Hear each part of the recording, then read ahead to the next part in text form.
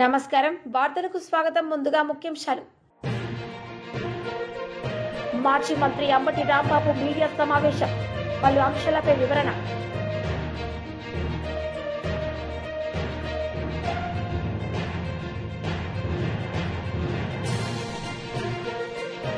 మాజీ MLA Jeevan Reddy media సమావేశం పలు అంశాలపై వివరణ వైఎస్ఆర్సీపీ ప్రధాన కార్యదర్శి గండికోట శ్రీకాంత్ రెడ్డి ప్రెస్ మీట్ నిర్వహించారు. ఈ సందర్భంగా పలు అంశాలపై ఆయన మాట్లాడారు. అసభ్యమైన పోస్టులు పెడుతున్నా కనీసం మినిమం యాక్షన్ తీసుకోవట్లేదు. ప్రజాస్వామ్యంలో ఇది మంచి పరిణామం కాదు. ఒకసారి గెలుపోటలు అనేది సహజం. మీకు ఇల్లీగల్ గా ఒక రెసిడెన్స్ కాకపోయినా ఒక ఇల్లీగల్ గెస్ట్ హౌస్ లో మీరు ఉంటున్నా కూడా వరద వచ్చినప్పుడు కానీ మిగిలిన సమయాలలో ప్రభుత్వం ఎలా వ్యవహరించిందో ఒకసారి గుర్తు తెచ్చుకోండి.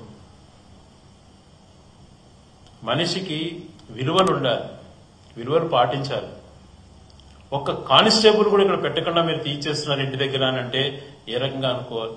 ఇక్కడ భద్రత లేదు, బయట పర్యటనకి వెళ్ళినప్పుడు మినిమం థింగ్స్ ను పాటించట్లేదు.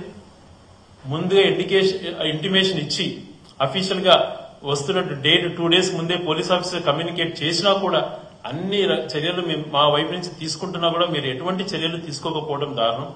ఇది మీ విజ్ఞతకు వదిలేస్తున్నాం, లేదా ఇది మా పరిధి కాదు మేము చేయమన్న మాటను మీరు అఫీషియల్ గా చెప్పండి.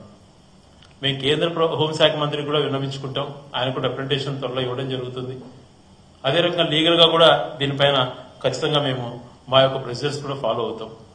మీరు నిజంగా ఈ విషయంలో మీరు వ్యవహరిస్తున్న తీరు చాలా దారుణం అని చెప్పి ఖండిస్తూ, అదే రకంగా నిన్న జగన్మోహన్ రెడ్డి గారు ఒక కార్యకర్తను కోల్పోయి, ఒక ఆత్మీయుని కోల్పోయి, ఒక బడుగు బలహీన వర్గానికి సంబంధించిన వ్యక్తిని పార్టీ నాయకుడిగా అండగా నిలబడినందుకు ఆ రాష్ట్ర వ్యాప్తంగా ఒక భయం క్రియేట్ చేయాలి, మండలానికి ఒకరిని చంపితే కానీ వీళ్ళకి భయం రాదు అన్నటువంటి స్టేట్మెంట్ ఇచ్చిన పరిస్థితులలో నిర్భయంగా ఊర్లలోకి వచ్చి తండ్రి కొడుకు పైన దాడి చేసి, కొడుకుపై దాడి చేస్తుంటే ఏమేమి ప్రశ్నించిన తండ్రిని నిర్దాక్షిణంగా 20 మంది యువకులు అక్కడ స్థానిక నాయకులతో కలిపి దారుణాది దారుణంగా చంపితే ఎంత బాధ ఉంటుంది. ఈరోజు ఒకటి మిమ్మల్ని అడుగుతున్నాను, మీరు అంటున్నారు కదా జగన్మోహన్ రెడ్డి గారు పోలీస్ ఆఫీసర్లను ఇలా మాట్లాడారని మాట్లాడుతున్నారే, ఒక ఆత్మీయులను రోజు పార్టీకి సంబంధించిన ఆత్మీయులు మేము వైఎస్ఆర్సీపీ వ్యక్తులము అన్న ఒక మాటకు అతి కిరాతకంగా దారుణంగా ఇళ్లను లూటీ చేసి ఇళ్లపైన దాడులు చేస్తూ అగ్గి పెడుతూ కార్యకర్త నిర్దాక్షిణంగా చంపుతుంటే కూడా ఎందుకని పోలీసులు దానిపైన చర్యలు చేపట్టట్లేదు? నిజాయితీగా నిష్పక్షపాతంగా వ్యవహరించేటువంటి పోలీసులకు, చట్టాన్ని గౌరవించేటువంటి పోలీసులకు, వాళ్ళ డ్యూటీ వాళ్ళు చేసేటువంటి పోలీసులకు కానీ అధికారులకు కానీ we respect the constitution, we salute them, వాళ్ళకు చెయ్యెత్తి సెల్యూట్ చేస్తాం. కానీ చట్టానికి వ్యతిరేకంగా those who behave against the constitution or those who go against the law, అటువంటి వ్యక్తులను ఖచ్చితంగా కూడా వాళ్ళపైన చర్యలు చేపట్టేది అన్నటువంటిది ఖచ్చితంగా జరుగుతుంది. నిన్న జగన్మోహన్ రెడ్డి గారు అన్న విషయంలో కూడా చట్టానికి గౌరవించని వ్యక్తులను, నిర్దాక్షిణంగా దుశ్చర్యలను ప్రోత్సహిస్తున్న వ్యక్తులను, అన్యాయాన్ని ప్రోత్సహించేటువంటి వ్యక్తులను, డ్యూటీలో ఉండి వాళ్ళ బాధ్యతను గౌరవించినటువంటి వాళ్ళను ఖచ్చితంగా కూడా వాళ్లకు యూనిఫామ్ లేకుండా చేస్తామన్నటువంటి మాట, ఎస్ దాంట్లో తప్పేముంది? తప్పు చేసిన వాళ్ళకు వర్తిస్తుంది, తప్పు చేయని వాళ్ళకి ఎప్పుడు రాదు కదా. అది ఎందుకు భుజాలు తడుముకుంటున్నారు? ఈరోజు కొన్ని అసోసియేషన్స్ వాళ్ళు మాట్లాడారు. నిజంగా వాళ్ళు కూడా నేను కోరుతున్నా, యూనియన్ నాయకులకు కానీ, గౌరవనీయులైనటువంటి అధికార సంఘాల నాయకులకు కానీ, పోలీస్ అధికార నాయకులకు కానీ ఒక మాట మీరు కూడా వినండి స్పష్టంగా. మేము కాన్స్టిట్యూషన్ పరిధిలో ఉన్నటువంటి దాన్ని అతిక్రమించద్దు. రాజకీయంగా ఒకసారి ఒక పార్టీ అధికారులకు వస్తుంది, ఇంకొక పార్టీ ఇంకోసారి అధికారులకు రావచ్చు. కానీ మన డ్యూటీ మనం చేయాలి. మనం పెట్టుకున్నటువంటి టోపీ ఏదైతే 3 సింహాలు ఉన్నాయో దానికి రెస్పెక్ట్ ఇవ్వాలి. చట్టానికి వ్యతిరేకంగా ఎవరు పోకూడదు. చట్ట పరిమితులు ఉంటాయి. మన యొక్క స్వలాభం కోసమో లేకపోతే అవతలను భయాందోళనకు గురి చేస్తారనో చెప్పి మనం లొంగిపోతే, ఆ వ్యవస్థను దిగజారుస్తే అది ఎంతవరకు సమంజసమో మీ సార్ ఒకసారి ఆలోచన చేసుకోండి. ఈరోజు యూనియన్ నాయకులుగా అందరికీ కూడా విజ్ఞప్తి చేస్తున్నా, మీ సహచర పోలీసులకు అండగా మీరు నిలబడండి, అంతేగాని పార్టీల పరంగా కాదు. రెడ్ బుక్ రాజ్యాంగము అన్నటువంటిది పెట్టి రాజకీయ నాయకులు అనగదొక్కుతూ వాళ్ళను ఒక రాజ్యాంగం, అంబేద్కర్ రచించిన రాజ్యాంగాన్నే పక్కన పెట్టి మా రాజ్యాంగం అమలు చేస్తామని చెప్పి అనేక రాజకీయ నాయకులపైన భౌతిక దాడులు, హత్యలు, అరెస్టులు చేస్తున్నారు. మరి అది ఒక రాజకీయ వైఎస్ఆర్సీపీ వాళ్ళకే కాదు, అందులో భాగంగా పోలీసు వాళ్ళు నిజాయితీగా పనిచేసినటువంటి అనేక మంది అధికారులకు, గతంలో చట్టాన్ని కరెక్ట్ గౌరవించిన వ్యక్తులు అనేక మందిని కూడా ఆ రెడ్ బుక్ రాజ్యాంగంలోకి చేర్చి వాళ్ళకి మినిమం పోస్టింగ్లు ఇవ్వకుండా దారుణాతి దారుణంగా అవమానించిన సంఘటనలు ఎన్నో ఉన్నాయి. అది ఒకసారి గమనించుకోండి. వాళ్ళు కూడా సాటి మీ పోలీసు అధికారులే, వాళ్ళని గౌరవించండి. ఈరోజు కౌన్సిల్ పరంగా గౌరవనీయులు అశోక్ బాబు గారు he asked the question that the details of police personnel kept under మాజీ ఎమ్మెల్యే జీవన్ రెడ్డి మీడియా సమావేశం నిర్వహించారు. ఈ సందర్భంగా ఆయన మాట్లాడారు.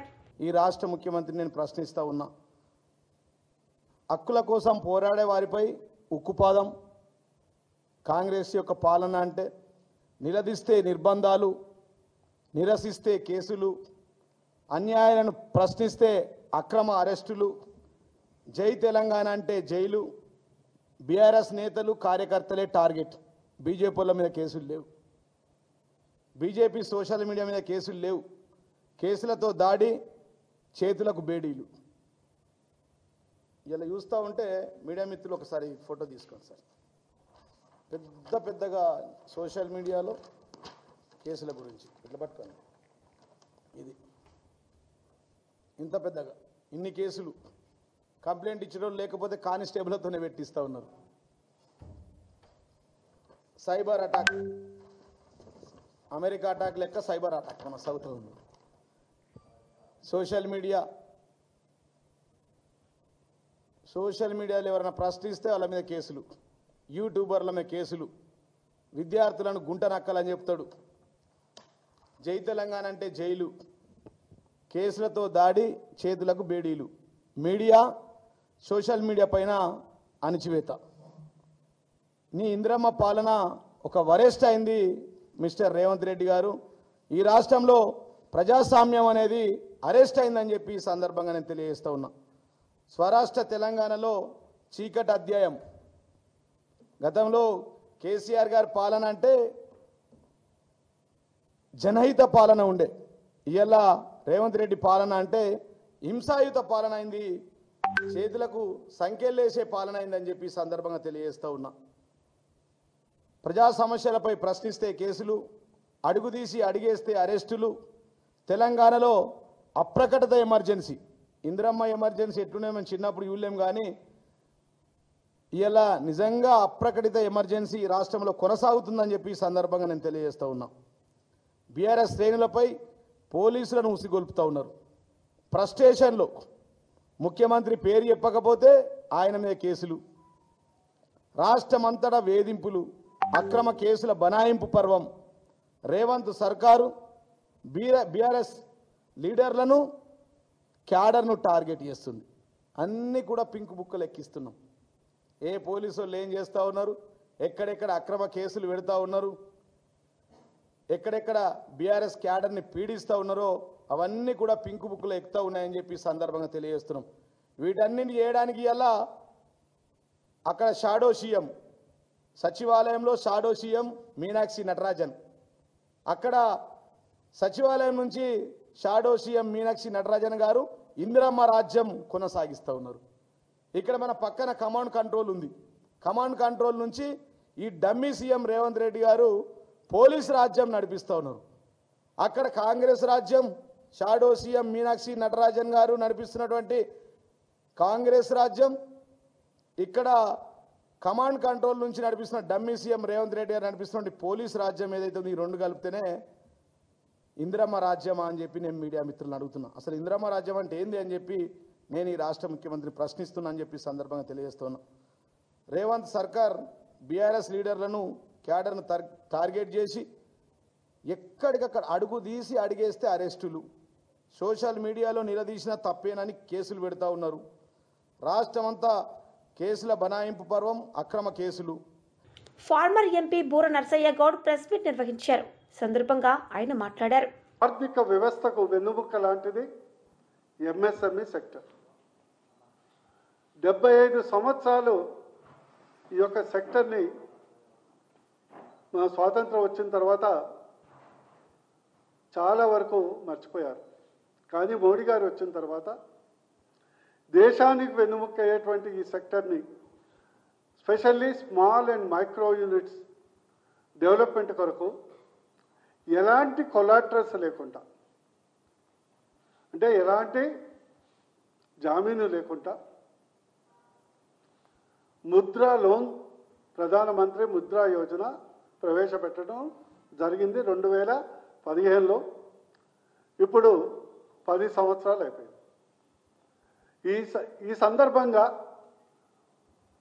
బీజేపీ కార్యకర్తగా మీ ద్వారా దేశ ప్రజలందరికీ గర్వంగా మేము చెప్పదలుచుకున్నాం. ప్రపంచంలో అతిపెద్ద ఎకనామిక్ స్కీమ్ ఇది. ఈరోజు 52 కోట్ల మంది స్మాల్ ఇండస్ట్రియలిస్ట్, అంటే చిన్న పారిశ్రామికవేత్తలకు 32 లక్షల కోట్లు, 32 లక్షల కోట్ల రూపాయలు సిడ్బీ బ్యాంక్ ద్వారా ఈరోజు లోన్స్ ఇవ్వటంతో కోట్లాది కుటుంబాలు, మైక్రో స్మాల్ ఇండస్ట్రియలిస్టులు ఈరోజు తమ కాళ్ళ మీద తాములే నిలబడటమే కాకుండా వాళ్ళు జాబ్ ప్రొవైడర్స్ అయ్యారు. ఉద్యోగాలు కల్పించే స్థాయికి ఎదిగారు. అది మోడీ గారి ముందు చూపు వల్ల సాధ్యమైందని సగర్వంగా మేము చెప్పుకుంటున్నాం. అందులో ముఖ్యంగా చూస్తే ఓబీసీ, ఎస్సీ, ఎస్టీ వర్గాలు మరియు మైనారిటీలు 55% మించి వీళ్ళు లబ్ధి పొందారు ముద్రా లోన్స్. ఇంకో విశేషం ఏంటంటే కాంగ్రెస్ పార్టీ మైనారిటీలను తుష్టీకరణని అయితే మోడీ గారు మైనారిటీలను శక్తీకరణ చేస్తున్నారు. కాంగ్రెస్ పార్టీ 75 సంవత్సరాల నుండి ఓటు బ్యాంకు కొరకు ముస్లిం మరియు మైనారిటీ సామాజిక వర్గాలను తుష్టీకరణ చేస్తే మోడీ గారు శక్తీకరణ చేసి మీరు ఆశ్చర్యపోతారు. మైనారిటీసులు ముద్రా లోన్ వల్ల 22% నుంచి 31% లబ్ధి పొందినటువంటి బెనిఫిషరీలో మైనారిటీలు ఉన్నారంటే బీజేపీ పార్టీ సబ్కా సాత్, సబ్కా వికాస్, సబ్కా ప్రయాస్, సబ్కా విశ్వాస్ అని చెప్పడమే కాదు, అమలు చేస్తుంది అని సగర్వంగా మేము చెప్పుకుంటున్నాం. ఈరోజు చాలామంది మత ఛాందస్త వాళ్ళు మైనారిటీ వర్గంలో ఉన్నటువంటి ఉన్నత వర్గాలు ఆ ప్రజల్ని ఎప్పుడూ పేదరికంలో ఉంచాలని ప్రయత్నం చేస్తుంటే మోడీ గారు ఏకైక లక్ష్యంతో భారతదేశంలో ఉన్నటువంటి ప్రతి పౌరుడు మతాలకు అతీతంగా, కులాలకు అతీతంగా భారతీయుడు ఫస్ట్ అనే ఉద్దేశంతో ఈ యొక్క భారతీయులందరినీ ప్రగతి పదంలో నడిపించడానికి ఇదొక ఉదాహరణ అని సగర్వంగా చెప్పుకుంటున్నాను. ఈరోజు అత్యధికంగా ఇందులో మహిళలు చాలామంది ఇంటి వద్ద ఉండే గృహిణులు, హౌస్ వైఫ్ ఈరోజు ఇండస్ట్రీలు అయ్యారు. బుట్టలు అల్లటము, గంది బ్యాగ్స్, జూట్ బ్యాగ్స్, ఇంటి వద్ద వంటకాలు, చిన్న చిన్న పళ్ళ షాపులు, కూరగాయల షాపులు, కిరాణా షాపులు అండ్ ఎంబ్రాయిడరీ వర్క్ లేదా వస్త్రాలకు సంబంధించింది బొటిక్ షాప్స్, బ్యూటీ పార్లర్లు, ఇట్లా చాలామంది ఇంటికి పరిమితమైనటువంటి మహిళలు, ముఖ్యంగా ఈవెన్ ముస్లిం మహిళలు కూడా ఈరోజు పారిశ్రామికవేత్తలుగా తీర్చిదిద్దింది మోడీ గారి ముద్ర. బీజేపీ నేతలు మీడియా సమావేశం నిర్వహించారు. ఈ సందర్భంగా వారు మాట్లాడారు. హైదరాబాద్లో జరుగుతున్నటువంటి భూ కుంభకోణాల మీద నేను తొందరలోనే నిజాలు బయట పెడతా, బాంబులు వేలుస్తా అన్నట్టు బాగా మాట్లాడేటటువంటి ప్రయత్నం చేసిండు. వాస్తవం ఏంది పరిస్థితి ఏంటంటే, కాంగ్రెస్ టీఆర్ఎస్ ఈ రెండు పార్టీలు కూడా కలిసి వ్యవహారాలు చేసుకుంటున్నాయి. ఎక్కడ వాళ్ళకు ఉన్నటువంటి అక్రమ సంబంధాలన్నీ కూడా బయటపడతాయేమో, అంతకన్నా ముందే ఏదో పక్కదారి పట్టించే విధంగా మాటలు మాట్లాడితే సరిపోతుంది అనుకొని కేటీఆర్ ఆ రకమైనటువంటి మాటలు మాట్లాడుతున్నాడు. రేవంత్ రెడ్డి గారు ఆ రోజు రాష్ట్ర కాంగ్రెస్ పార్టీ అధ్యక్షునిగా ఈ రాష్ట్రంలో గత 10 ఏళ్లలో జరిగినటువంటి అనేకమైనటువంటి అవినీతి కార్యక్రమాల మీద మాట్లాడారు. కాళేశ్వరం అనే ప్రాజెక్టు, 1,00,000 కోట్ల కుంభకోణం, ఎట్టి పరిస్థితులలో కాంగ్రెస్ పార్టీ అధికారంలోకి వచ్చిన తర్వాత ఆ 1,00,000 కోట్ల ఇన్నోళ్ళని కక్కించే బాధ్యత మాది, చాలా గొప్పగా మాట్లాడారు. నిజంగా మేము అనుకున్నాం, కాంగ్రెస్ పార్టీ అధికారంలోకి వచ్చింది కాబట్టి రేవంత్ రెడ్డి గారు మాట్లాడినటువంటి మాటలన్నిటి మీద విచారణ జరుగుతుందేమో, ఆ రోజు అవినీతికి పాల్పడ్డటువంటి టీఆర్ఎస్ పార్టీ నాయకులందరినీ మరి కేసులు పెట్టి జైళ్ళల్లో వేస్తారేమో అనుకున్నాం. 15-16 నెలలైంది ఈ రాష్ట్రంలో కాంగ్రెస్ పార్టీ అధికారంలోకి వచ్చి. ఏ ఒక్క కేసు రిజిస్టర్ కాదు, ఏ ఒక్క నాయకుడు అరెస్ట్ కాదు. ఎక్కడ ఎంత అవినీతి జరిగిందో లెక్కలు చెప్పేటటువంటి పరిస్థితి కూడా లేదు. ఈరోజు టీఆర్ఎస్ అనే పార్టీ కాంగ్రెస్ పార్టీతో మిలాఖతై గతంలో జరిగినటువంటి అవినీతిని బయటపడకుండా ఈరోజు ఈ రాష్ట్రంలో ఉన్నటువంటి కాంగ్రెస్ ప్రభుత్వంతో కుమ్మక్కై ఇక్కడ కొంత మేనేజ్ కాకుంటే ఢిల్లీ కాంగ్రెస్ని కూడా మేనేజ్ చేసుకొని రాజకీయాలు చేస్తున్నటువంటి టీఆర్ఎస్ పార్టీ ఈరోజు భారతీయ జనతా పార్టీ మీద మాట్లాడేటటువంటి ప్రయత్నం చేస్తున్నది. ఆ రోజు రేవంత్ రెడ్డి గారు అన్నారు, ధరణి పోర్టల్లో 1,00,000 ఎకరాలు ప్రభుత్వ భూములు, పేదోళ్ళ భూములన్నీ కూడా టీఆర్ఎస్ పార్టీ నాయకులు మార్చుకున్నారు, వాళ్ళ పేర్ల మీద పట్టాలు చేసుకున్నారు. కాంగ్రెస్ పార్టీ అధికారంలోకి వచ్చినటువంటి వెంటనే మేము ధరణి పోర్టల్లో ఉన్నటువంటి భూములన్నీ తీసి పేదలకు అప్పగిస్తామని చెప్పింది. పోర్టల్ పేరు మారింది, కానీ ఒక్క ఎకరం కూడా ఇంకా బయటకు రాలేదు. జరిగినటువంటి అవినీతి ఏందో ఇప్పటి వరకు కాంగ్రెస్ ప్రభుత్వం ప్రజలకు చెప్పేటటువంటి ప్రయత్నం కూడా చేయలేదు. ఈ రాష్ట్ర రాజకీయాలనే కాకుండా దేశ రాజకీయాలని కూడా ప్రభావితం చేసేటటువంటి ఫోన్ ట్యాపింగ్ కేసు చాలా గొప్పగా చెప్పిండ్రు. ఉన్నటువంటి వాళ్ళందరినీ కూడా బయటకు తీస్తున్నామని కేసు పెట్టినట్టే పెట్టిండ్రు తప్పితే ఆ కేసు ముందుకు పోతలేదు, వెనుకకు పోతలేదు. ఐపీఎస్ అధికారుల ద్వారా ఎందరో మంది రాజకీయ నాయకుల్ని, మరి అదేవిధంగా బిజినెస్ మేనేజర్లని, మీడియా ప్రతినిధులని ఫోన్లు ట్యాప్ చేయించారని చెప్పిండ్రు. వాటన్నిటిని కూడా మేము బయటకు తీస్తాం, త్వరలో మా తడాకా ఏందో చూపిస్తామని చెప్పిన కానీ ఇప్పటి వరకు ఏ ఒక్కరిని కూడా అరెస్ట్ చేసింది లేదు, గతంలో జరిగినటువంటి అవినీతిని తవ్వింది లేదు. ఈ రకంగా కాంగ్రెస్ పార్టీ టీఆర్ఎస్ పార్టీ కలిసి రాజకీయాలు చేస్తూ ఈరోజు భారతీయ జనతా పార్టీపై బురద జల్లేటటువంటి ప్రయత్నం చేస్తున్నది. ఈరోజు హైదరాబాద్ సెంట్రల్ యూనివర్సిటీకి సంబంధించినటువంటి భూముల్ని మిగతా టీఆర్ఎస్ కాంగ్రెస్ పార్టీలు కలిసి గతంలో టీఆర్ఎస్ పార్టీ భూములను అమ్మింది, ఈరోజు కాంగ్రెస్ పార్టీ భూములను అమ్ముతున్నది. కానీ భారతీయ జనతా పార్టీ ఆ రోజు టీఆర్ఎస్ పార్టీని వ్యతిరేకించింది. మీరు చేస్తున్నటువంటి విధానం సరైనది కాదు, రాష్ట్ర ప్రజల ఆస్తులను తాకట్టు పెట్టి రాష్ట్ర ప్రజల భవిష్యత్తును అంధకారంలోకి నెట్టి మీరు ఈ రాష్ట్రాన్ని పరిపాలిస్తున్నారు, ఇది తప్పుడు విధానమని ఆ రోజు భారతీయ జనతా పార్టీ టీఆర్ఎస్ను ఎదిరించింది. ఈరోజు కాంగ్రెస్ పార్టీని కూడా భారతీయ జనతా పార్టీ ఎదిరిస్తున్నది. ఎస్సీయు భూముల్ని ఈరోజు కనీసం కాపాడగలిగినామంటే ఈరోజు విద్యార్థుల అండతో, మేధావుల అండతో, తెలంగాణ ప్రజల అండతో ఈరోజు భారతీయ జనతా పార్టీ నిక్కచ్చిగా పోరాటం చేస్తూ ఉన్నది. చాలా గొప్పగా మాట్లాడింది. ఆ రోజు నయీం కేసు, ఇదే కాంగ్రెస్ పార్టీ నాయకులు, ఈనాటి ముఖ్యమంత్రి గారు ఆ రోజు పిసిసి అధ్యక్షులుగా నయీం కేసులో వేల కోట్ల రూపాయలు దొరికి మాజీ మంత్రి అంబటి రాంబాబు మీడియా సమావేశం నిర్వహించారు. ఈ సందర్భంగా పలు అంశాలపై ఆయన మాట్లాడారు. ఎందుకు జరగాలి అంటే అక్కడ ఉన్నటువంటి ఎంపీపీ మరణించడం వలన అక్కడ ఎన్నిక జరగవలసినటువంటి అనివార్యమైన పరిస్థితి ఏర్పడింది. దానికి తెలుగుదేశం పార్టీ పోటీ పెట్టింది. అసలు పోటీ ఎందుకు పెట్టిందో ప్రజాస్వామ్యంలో ఎవరికి అర్థం కాదు. ఎందుకని ఆ మాట అంటున్నానంటే ఈ రామగిరి మండలంలో 10 ఎంపీటీసీలు ఉన్నాయి. దీనిలో జరిగినటువంటి ఎన్నికల్లో పూర్వం జరిగిన ఎన్నికల్లో 9 వైఎస్ఆర్ కాంగ్రెస్ పార్టీ గెలిచింది. కేవలం ఒకే ఒక్క సీటుని తెలుగుదేశం పార్టీ గెలుచుకుంది.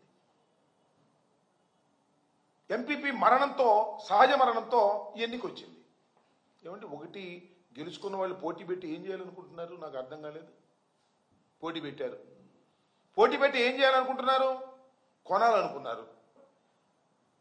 ఒక 2 3 లోపరుచుకున్నారు. కానీ ఇంకా ఒక వ్యక్తి చనిపోతే ఇంక మిగిలిన 9లో బలాలు ఎలా ఉన్నాయంటే వాళ్ళిద్దరిని కొన్నారో లేకపోతే లోపరుచుకున్నారో 6-3 ఉన్నాయి. ఈ 6-3 మీద ఎన్నిక జరుగుతూ ఉంది. ఈ 6గురిని రక్షించుకొని ప్రజాస్వామ్య పద్ధతుల్లో రామగిరి మండలాన్ని మళ్ళా నిలబెట్టుకోవాలనే ఉద్దేశంతో మా మాజీ శాసనసభ్యులైనటువంటి తోపుతుర్తి ప్రకాష్ రెడ్డి గారు ఆయన కృషి చేస్తున్నాడు. తప్పే ఉంది ప్రజాస్వామ్యంలో. ఈ 6గురిని మేము తీసుకువెళ్ళి దాచుకున్నాం. ఎందుకంటే గెద్దల్లాగా ఎత్తుకుపోతున్నారు కాబట్టి. న్యాయస్థానానికి వెళ్ళాం. న్యాయస్థానం కూడా వారికి పోలీసు రక్షణ కల్పించమన్నారు. అయిపోయింది కదా. ఈ 6గురు పోలీసు రక్షణతో రావాలి, వచ్చి ఎన్నిక జరగాలి, 6-3తో గెలవాలి. ఇది వాస్తవమైన పరిస్థితి. పోలీసులు ఏం చేశారండి? వాళ్ళు తీసుకుని ఎక్కడైతే ఎన్నిక జరుగుతుందో అక్కడ తీసుకువెళ్ళారు. ఎప్పుడు తీసుకువెళ్ళారు? ఎన్నిక వాయిదా పడిన తర్వాత తీసుకువెళ్ళారు. రక్షణలో కోర్టు వారి ఆదేశాల ప్రకారం వాయిదా పడింది. నెక్స్ట్ రోజుకి సహజంగా 27వ తారీఖు ఎన్నిక జరిగితే 28వ తారీఖు వాయిదా వేశారు. కోరం లేక. ఎందుకంటే మా 6గురు అటెండ్ కాదు కాబట్టి 3 వెళ్ళారు కాబట్టి కోరం ఉండదు. ఏం చేయాలండి పోలీసు వారు? ఏమంటే వాళ్ళు పంపిస్తారు కదా, 6గురిని పంపించలా. వేరే ఆ పక్కనే ఉన్నటువంటి ఇంకో మండలం దగ్గరికి తీసుకువెళ్ళారు, ఎంఆర్ఓ గారి దగ్గరికి. అక్కడికి వెళ్ళి అక్కడ వాళ్ళ చేత ఏదో ఒక విధంగా పోలీసులు ఒత్తిడితో వారి చేత లెటర్లు రాయించుకొని మేము ఇష్టం వచ్చినట్టు వెళ్ళిపోతామండి, మళ్ళీ మేము క్యాంపుకు వెళ్ళమండి అని చెప్పించాలనే ప్రయత్నం చేశారు. దానికి పెనుగొండ ఎంఆర్ఓ గారి దగ్గర ఇదంతా ఒక కుట్ర. పోలీస్ అండ్ అఫీషియల్స్ కుట్ర పన్ని ఈ 6గురిని మళ్ళీ ఎత్తేయాలని చూశారు. మళ్ళీ మా రాప్తాడు మాజీ శాసనసభ్యుడు ప్రకాష్ రెడ్డి గారు వెళ్ళి వాళ్ళ 6గురిని కూడా తెచ్చుకుని మళ్ళా దాచుకుంటే మళ్ళీ నెక్స్ట్ రోజు మళ్ళీ వాయిదా పడింది. ఇది జరిగినటువంటి పరిస్థితి. మేము ప్రజాస్వామ్య పద్ధతుల్లో గెలిపించుకున్నటువంటి ఎంపీపీని మళ్ళా గెలిపించుకోవడానికి ప్రయత్నం చేసే క్రమంలో ఎంపీటీసీలను దాచుకోవాల్సిన పరిస్థితి వచ్చింది. ఎవరి నుంచి దాచుకోవాలి? మేము తెలుగుదేశం వాళ్ళ దగ్గర నుంచి మాత్రం కలిసి ఆ నియోజకవర్గంలో ఏదో ఒక విధంగా తెలుగుదేశాన్ని కేవలం ఒక్క సీటు గెలుచుకున్నటువంటి తెలుగుదేశాన్ని గెలిపించాలని తాపత్రయపడుతున్నటువంటి సందర్భంలో నేను ఈ పని చేస్తే తప్పేంటంటే నాకు అర్థం కాల. వాయిదా పడిన తర్వాత దీనిలో జయచంద్రారెడ్డి గారు ఉన్నాడు ఒక ఆయన పాపం లింగమయ్య గారు ఊరే. ఆ జయచంద్రారెడ్డి కాపాడవలసినటువంటి పోలీసు వ్యవస్థ తెలుగుదేశం వారి కొమ్ము కాస్తున్నప్పుడు, దౌర్జన్యం చేస్తున్నప్పుడు, వారి పక్షాన్ని నిలబడినప్పుడు ఏం చేయాలి నువ్వు? నాకు అర్థం కాలే. అత్తిల్లో కూడా ఇదే పరిస్థితి. అత్తిల్లో కూడా మొత్తం అత్తిల్లో ఉన్నటువంటి పరిస్థితులు ఏంటంటే తణుకు నియోజకవర్గంలో అత్తిలి వెస్ట్ గోదావరిలో కూడా ఇదే పరిస్థితి. 20 మంది ఎంపీటీసీలు, వాళ్ళు 4. ఎవరు? తెలుగుదేశం 2, జనసేన 2.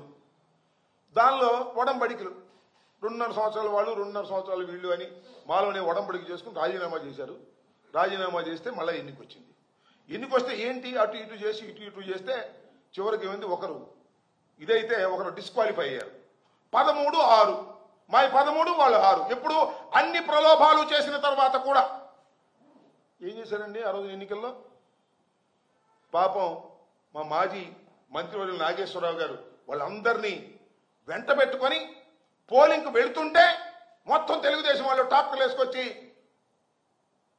మోటార్ సైకిల్ వేసుకొచ్చి అడ్డం వచ్చారు. వెళ్ళలేదు. తిరిగి వెనక్కి వచ్చాడు మొత్తాన్ని తీసుకుని. మొత్తం 13 మందిని తీసుకుని ఎక్కడికి వచ్చాడు? ఆయన ఇంటికి వచ్చి ఆయన ఇంట్లో కూర్చున్నాడు. ఇంటి చుట్టూరా చేరారు. చేరి పెద్ద పెద్ద కేకలేస్తారు. వార్తలు ముగించే ముందు ముఖ్యాంశాలు మరోసారి.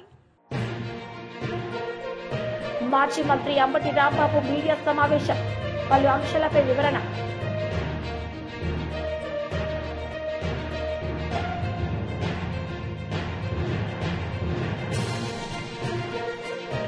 మాజీ ఎమ్మెల్యే జీవన్ రెడ్డి మీడియా సమావేశం, పలు అంశాలపై వివరణ. ఈ వార్తలు ఇంతటితో సమాప్తం. తిరిగి ప్రసారమయ్యే వార్తలు మళ్ళీ కలుద్దాం. అంతవరకు సెలవు. నమస్తే.